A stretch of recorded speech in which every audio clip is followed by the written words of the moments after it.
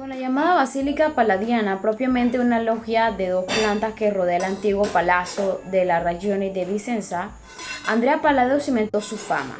La adjudicación del encargo no fue inmediata, sino que siguió varios episodios para completar el edificio ya existente.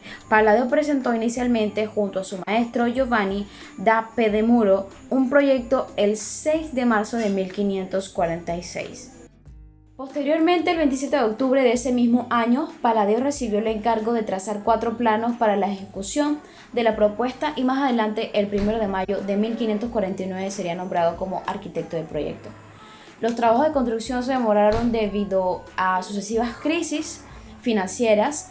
De este modo, y aunque se habían completado para julio de 1561 las 9 arcadas de la planta baja, que dan a la Piazza de Signori y las contiguas en fachadas oeste y este, el edificio se concluyó en el año 1617, 37 años después de la muerte de Palladio.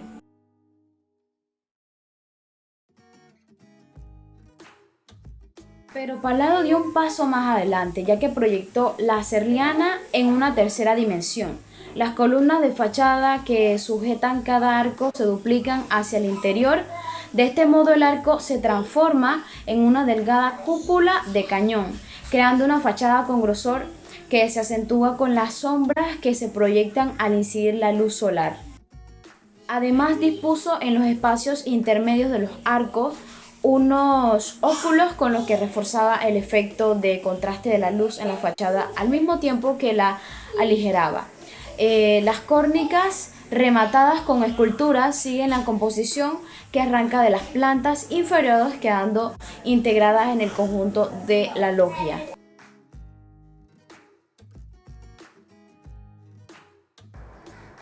El estilo en planta tenemos rasgos característicos como sencillez y equilibrio, una estricta simetría como se ve en la planta y cuerpos cúbicos muy definidos, lo cual siguen un sistema de proporciones.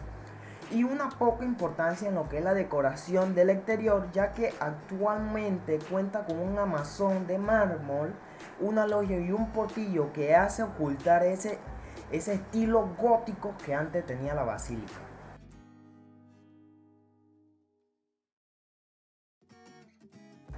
Fachadas. El concepto que se utilizó para la creación del mismo fueron los muros antiguos de los teatros romanos, donde la loggia está sostenida por pilares y columnas abiertos al menos por uno de sus lados, la cual también cuenta con óculos, lo que son las ventanas circulares u ovaladas, cuya función es introducir lo que es la iluminación del exterior al interior, y estas también funcionan como elementos decorativos del mismo.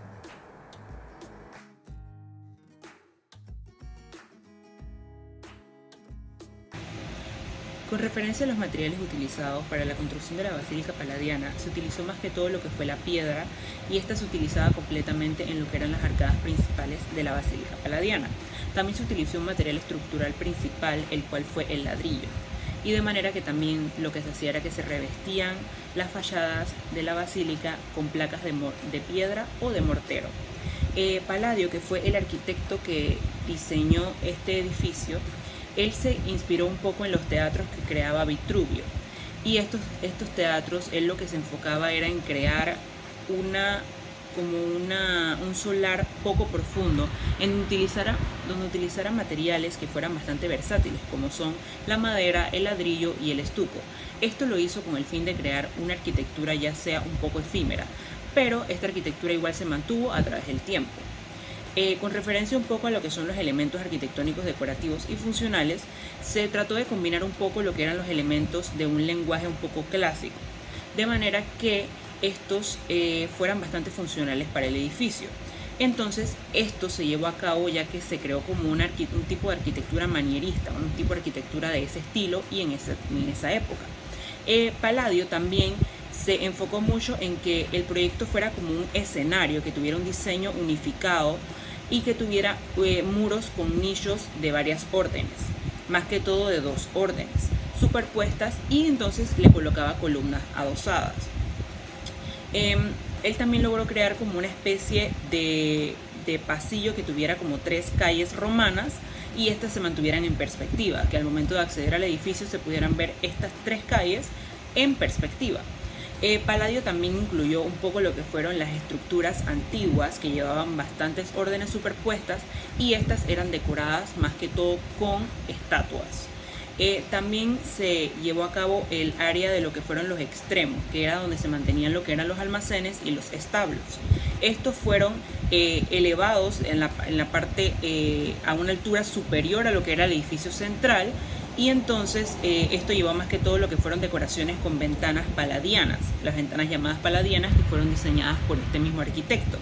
Estas llevaban una influencia muy originaria de él, y entonces con esta evolución del estilo se llevó a que este tipo de estilo de arquitectura que él utilizaba era el que se iba a llevar después a cabo en lo que eran las viviendas inglesas de esa época.